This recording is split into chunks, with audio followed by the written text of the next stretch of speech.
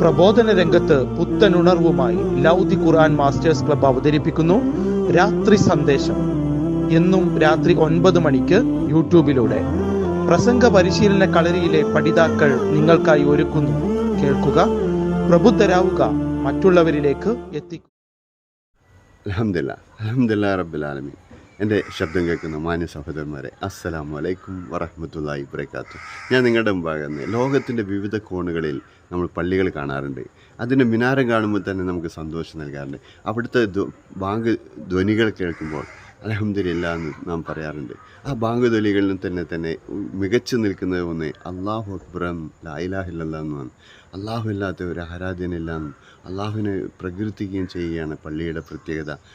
നിങ്ങൾ മറ്റുള്ള ആരാധനാലയങ്ങൾ നോക്കിക്കഴിഞ്ഞാൽ, ചർച്ചുകളാവട്ടെ, ഗോപുരങ്ങളാവട്ടെ, അവിടെയൊക്കെ തന്നെ അല്ലാഹു ഇല്ലാത്തവരെ വിളിച്ച് പ്രാർത്ഥിക്കുന്നതാണ് കാണാൻ കഴിയുക. പരിശുദ്ധ ഖുർആൻ അതുമായിട്ട് ബന്ധപ്പെട്ടൊരു വചനം നമ്മോട് പറയുന്നുണ്ട്. ഇന്നൽ മസാജിദില്ല ഫലാത്തതും അല്ലാഹി അഹദ. സൂറത്ത് ജിന്നിലൂടെ അല്ലാഹു നമ്മെ ഉണർത്തുകയാണ്. പള്ളികൾ തീർച്ചയായും അല്ലാഹുവിനുള്ളതാണ്. ഫലാത്തതു ആയതിനാൽ നിങ്ങൾ അല്ലാഹു അല്ലാത്തവരെ വിളിച്ച് പ്രാർത്ഥിക്കരുത് എന്ന് ശക്തമായ താക്കീത് പഠിച്ച തമ്പുരാൻ ലോക മനുഷ്യരോട്, മുസ്ലിങ്ങളോട് പ്രത്യേകിച്ച് പറയുകയാണ്. സഹോദരന്മാർ, അത് ഉൾക്കൊള്ളാൻ തയ്യാറുന്ന ജനതയാണോ നാം എന്നും പരിശോധിക്കേണ്ടതുണ്ട്.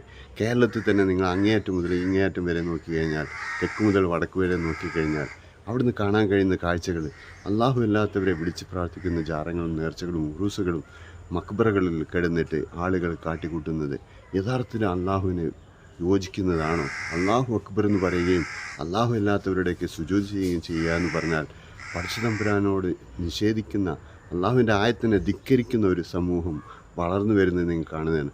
അതാവട്ടെ പാവപ്പെട്ട ദരിദ്രരും അങ്ങേയറ്റം കഷ്ടപ്പെടുന്ന ആളുകൾ അവരുടെ വേർപ്പിൻ്റെ പണം പോയിട്ട് അവർ ചിലവാക്കുന്നത് ദരിദ്രരായ ഈ ജാറങ്ങളിലും നേർച്ചകളിലേക്കാകുമ്പോൾ സഹോദരന്മാർ, നമ്മുടെ ബാധ്യതയാണ് അല്ലാഹു അല്ലാത്തവരെ വിളിച്ച് പ്രാർത്ഥിക്കുന്നവരെ അല്ലാഹുവിൻ്റെ ഭവനത്തിലേക്ക് ക്ഷണിക്കുകയും ആ അല്ലാഹുവിൻ്റെ ഭവനം ശുദ്ധീകരിക്കുകയും നാം ചെയ്യേണ്ടതുണ്ട്. അല്ലാഹുവിനെ മാത്രം വിളിച്ച് പ്രാർത്ഥിക്കുക. ഒരു മുസൽമാൻ ഇസ്ലാമിലേക്ക് കടന്നു വരുമ്പോൾ പ്രത്യേകം പറയുകയാണ്, അഷ്ഹദു, ഞാൻ സാക്ഷ്യം വഹിക്കുന്നു അല്ലാ ഇലാഹ ഇല്ലല്ലാഹ്, അല്ലാഹു അല്ലാതെ ആരാധനയ്ക്ക് അർഹനില്ല, പ്രാർത്ഥിക്കപ്പെടാൻ, ദുആ ചെയ്യാൻ അല്ലാഹു അല്ലാത്ത ലോകത്ത് ഒരു ശക്തിയുമില്ല എന്ന്, ശക്തിയില്ല എന്ന് മനസ്സിലും കർമ്മണ പ്രഖ്യാപിക്കുന്നതാണ് യഥാർത്ഥത്തിൽ കലിമ. അതോടൊപ്പം തന്നെ വഅശ്ഹദന്ന മുഹമ്മദ് റസൂലുള്ളാഹ്, പ്രവാചകൻ്റെ ചര്യ ഞാൻ ജീവിതത്തിൽ പകർത്താൻ തയ്യാറാണെന്ന് പ്രഖ്യാപിച്ച ഒരു മുസൽമാൻ ഇസ്ലാമിലേക്ക് കടന്നു വരുമ്പോൾ ഈ നമ്മുടെ മുസ്ലിങ്ങളായിട്ടുള്ള ആളുകൾ അല്ലാഹു ഇല്ലാത്തവരെ നേർച്ചകളും വഴിപാടുകളും നടത്തുമ്പോൾ അദ്ദേഹം തിരിച്ച് അവരുടെ മതത്തിലേക്ക് തന്നെ പോയി കഴിഞ്ഞാൽ അതിന് കുറ്റക്കാർ മുസ്ലിങ്ങളാവുന്നുള്ളതിൽ യാതൊരു സംശയമില്ല. സഹോദരന്മാരെ, നാം തിരിച്ചറിയേണ്ടതുണ്ട്. അല്ലാഹുവിനെ മാത്രം വിളിക്കുമ്പോഴാണ് നാം മുസ്ലിം ആവുന്നത്.